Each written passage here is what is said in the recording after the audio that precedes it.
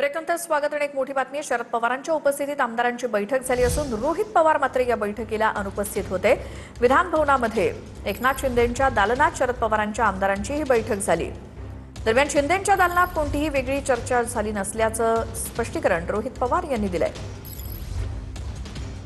रोहित पवार वेगळी चूल मांडतो तसं नाही, इथं असणाऱ्या गरीब शिक्षकांची जी चूल ज्याच्यात पाणी हे सरकार घालतंय ते वाचवण्यासाठी मी इथं या आंदोलनाला पाठिंबा देण्यासाठी आलेलो आहे। साहेबांसारखा मोठा नेता आल्यानंतर आणि त्या नेत्याकडे बघून हे सर्व इतर नेते घडलेले आहेत। त्यामुळे कुठलाही मोठा नेता जो सत्तेत आहे तो पवार साहेबांनी विनंती करणार, चला साहेब माझ्या दालनात जाऊन आपण बसू, आणि मग पवार साहेब आलेत तर आमचे आमदार त्यांच्या अवतीभोवती राहणार। मग पवार साहेबांनी एकटा हात घेऊन बाकी आमदारांना तर बाहेर ठेवणार नाही, आमदारांनी हात घेतलं आणि बाकी तिथं पवार साहेबांबरोबर शांततेत बोलता यावं, सामाजिक विषयाच्या बाबतीत बोलता यावं, मग गर्दी होऊ नये म्हणून दरवाजा कदाचित बंद केला असावा। त्या पलीकडे जाऊन तिथं दुसरी कुठली चर्चा झाली असं आम्हाला